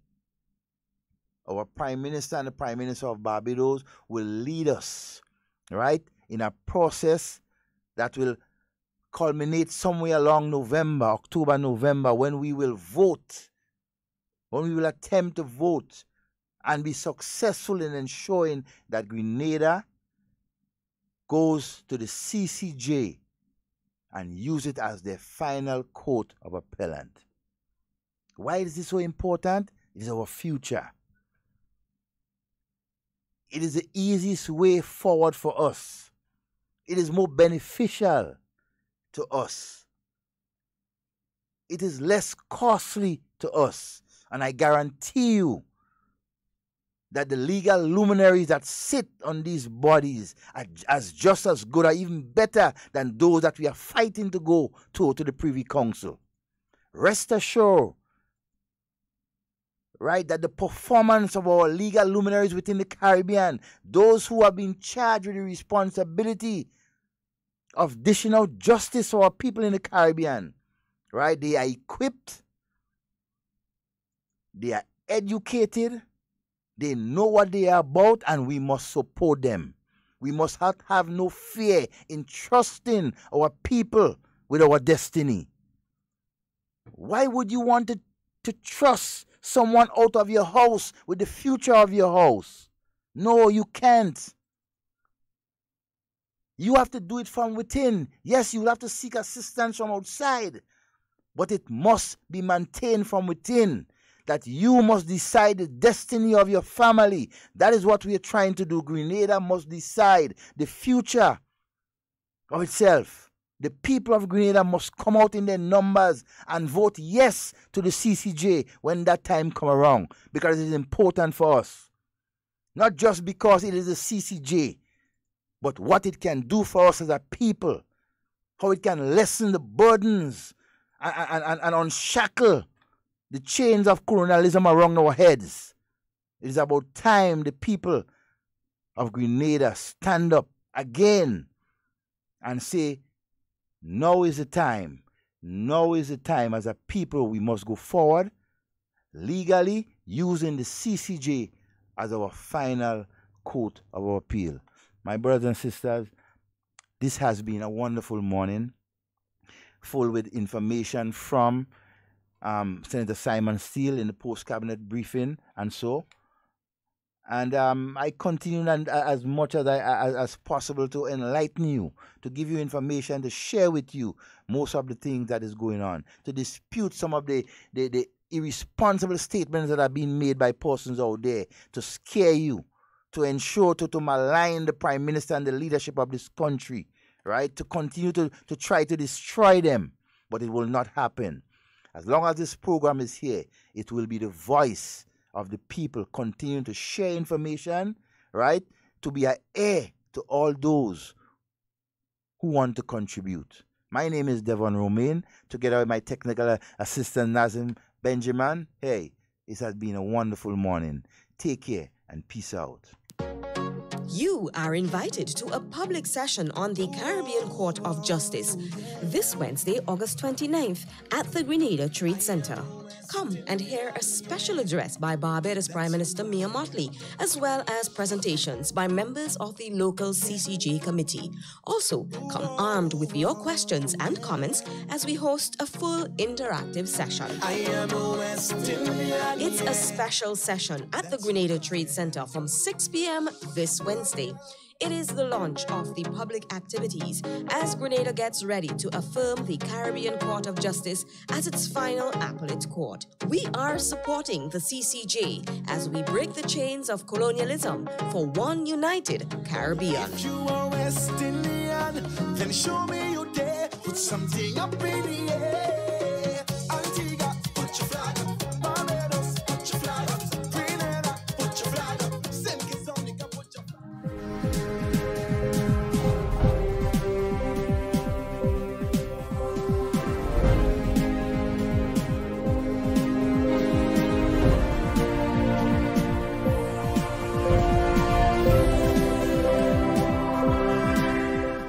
Constitution Advisory Committee says it's all go for the official launch of the CCJ campaign on Wednesday. Details to this story and more in the National Report.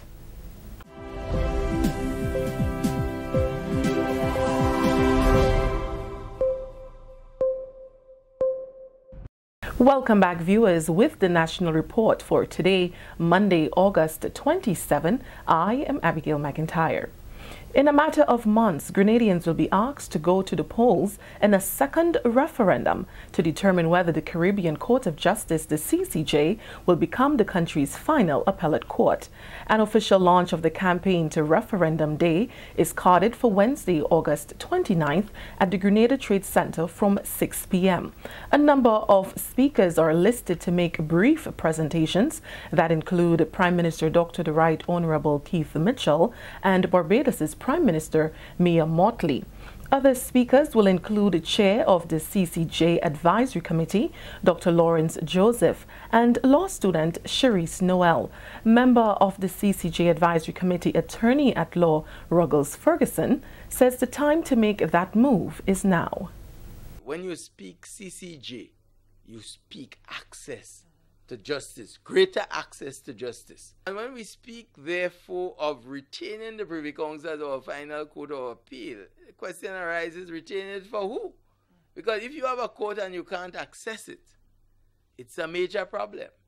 Now, it's not that the accessing the CCJ would be in very absolute terms and you can access it because people automatically be able to afford it.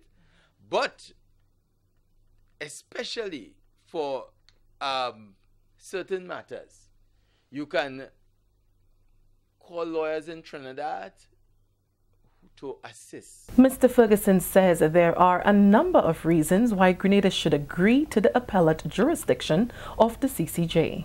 The issue of colonialism and one of the last vestiges of colonialism, having our final court of all things to be determined by persons who have never been in the Caribbean, don't know the Caribbean, don't understand the culture of the Caribbean. That is also an issue. And that is not to say, I must quickly add, that the CCJ, the Privy Council, has not played an important role, a great role.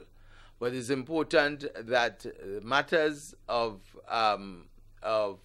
final decision rest within the competencies of our own people who are competent enough to do that.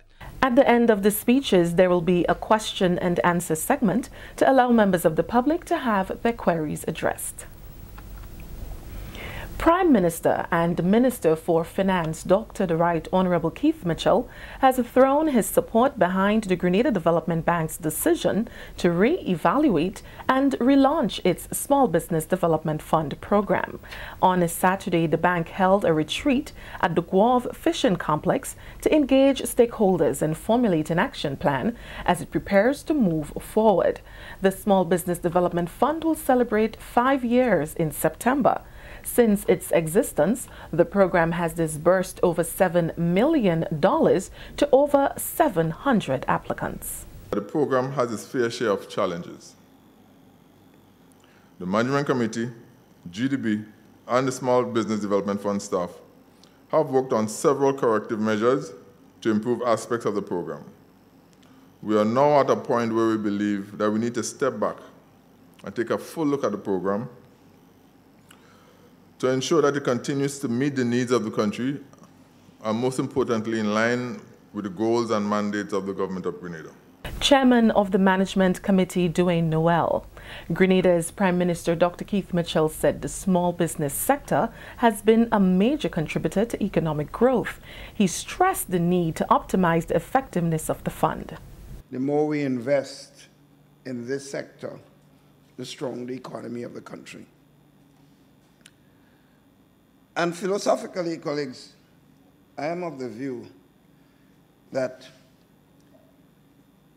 we have come from a society of state dependency, where everyone looks towards government to drive everything. That's been our history. Well, it's the pre-colonial period, colonial periods, post-colonial period. For different reasons, the state has been seen as the one that creates opportunities. But I think it's more become clearer and clearer that the state has to be an enabler of opportunities and will create opportunities but the state ought not to be the creation of most opportunities. According to the Grenadian leader, the SBDF is in keeping with the government thrust towards moving Grenadians from a state of dependency to independency. We have to be able to measure that variable over the years. In other words, if we are not changing the status quo, it's with certain degrees, and the larger degree, the better, of course, that people become more and more dependent on their own actions and less dependent on government, we are doing the right thing. If we are sending the message that we can do everything for you, I think we're doing the wrong thing. In other words, colleagues, while we manage and lead, we must not send the message that government has to give us everything we want. This is the National Report. More news after the break. You are invited to a public session on the Caribbean Court of Justice this Wednesday, August 29th at the Grenada Trade Center. Come and hear a special address by Barbados Prime Minister Mia Mottley, as well as presentations by members of the local CCJ committee. Also, come armed with your questions and comments as we host a full interactive session. It's a special session at the Grenada Trade Center from 6 p.m. this Wednesday. It is the launch of the public activities as Grenada gets ready to affirm the Caribbean Court of Justice as its final appellate court. We are supporting the CCJ as we break the chains of colonialism for one united Caribbean. If you are West Indian, then show me you there with something up in the air. Antigua, put your flag up. Barbados, put your flag up. Grenada, put your flag up. Welcome back. Scholarship recipients have been challenged to use the investment and opportunities provided by the government to secure future economic growth and productivity. On Friday, 106 scholarships valued at 14 million EC dollars were awarded to a number of Grenadians for continuing education at universities in Trinidad and Tobago, Cuba, China, and the Association of Commonwealth Universities and SGU. Associate Dean of Enrollment and Planning at the St. George's University, Mr. Colin Dow, reminded the awardees that their focus should be on obtaining the highest level of education, which will have a ripple effect on securing sustainable development for Grenada. A scholarship demands scholarship. These awards are not handouts. Your scholarship demands superior scholastic achievements. You have a responsibility to live up to this investment, and we'll be working closely with the scholarship desk to ensure that you live up to the standards set forth in your bond agreements. Yang Shizhen, China's ambassador counselor, is optimistic that the relations between Grenada and China will continue to prosper. He challenged the awardees to be the best ambassadors for their country and use the opportunity to explore other cultures. I do hope fellow students will take full advantage of this opportunity to learn professional knowledge and skills as to make your own contribution to the Grenada's economic and social development after graduation.